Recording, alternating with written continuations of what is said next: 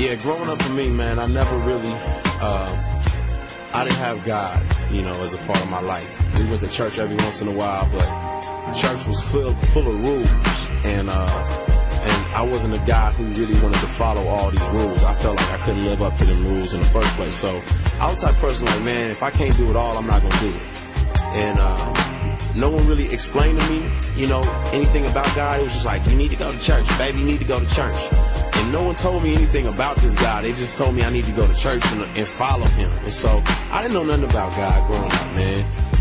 I was just empty. You know, I was wilding out. I did my thing, smoking, drinking, girls, clubbing, wilding, you know, stealing stuff, boosting stuff, and never having a clue about God or about sin. I didn't know I was in sin. You know, I kind of felt like I was doing something that wasn't right, but I didn't know I was in sin. No one told me that, you know, God and man had a relationship together, and Adam had disobeyed God, and so now we're all sinful, and the punishment for sin is death and separation from God. I didn't know that type of stuff.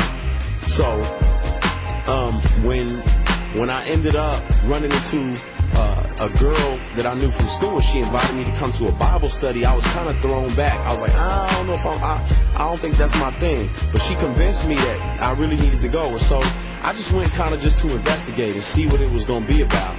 And I rode up in there, and I was shocked because I saw guys who looked like me and dressed like me. They talked like me.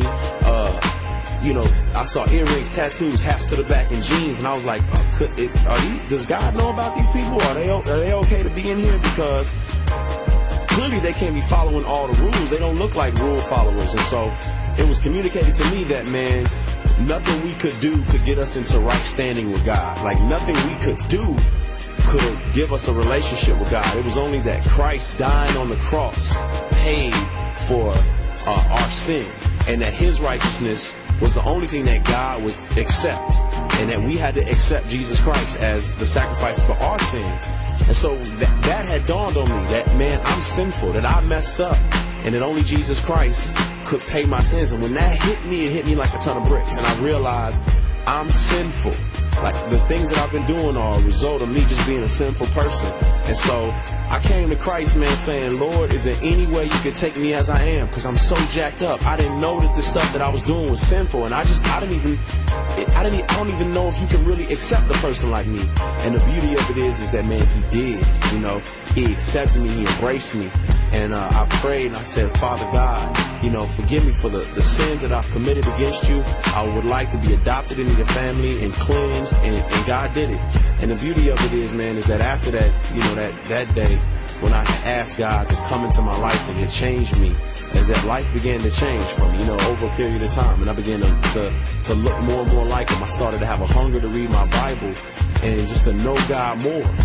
And you know, it was a rocky road, but man, I had a good community of believers around me that showed me what it looked like to be a Christian, and that walked with me and that discipled me, and that was very helpful. And so now, you know, I'm here today as a changed person. Nah, I don't smoke anymore. You know what I'm saying? No, I don't go around boosting and stealing. No, I don't go around doing all that crazy stuff. I go around showing people that I'm a person just like them, who messed up just like them, but they need to come to know Christ. And man, if you listening to this right now, you can honestly say you're not perfect. You know, all of us can sit back and realize none of us are perfect people, and that we're sinful, man. We all commit, you know, acts of disobedience. You know, we lie, we steal, we cheat.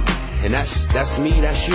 And there's nothing we can do to get ourselves in right standing with God. Like, God will not embrace us for us trying to clean our life up. We have to come to God saying, Father God, take me as I am. Like, I'm filthy. And you've got to come to God saying, God, I'm filthy.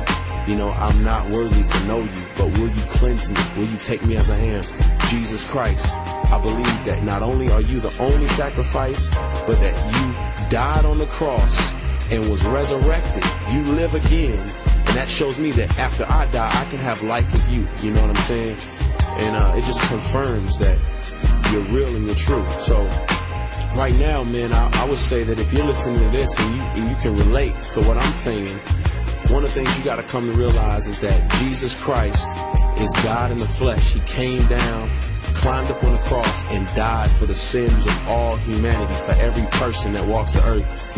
And not only did he die, and take all the punishment for our sin, but he was resurrected. He rose from the dead. You know, God rose him from the dead, which shows that he beat death, and death is no more. So I trust in Jesus. He's my righteousness. You gotta trust in Jesus as your righteousness if you ever expect to have a relationship with God.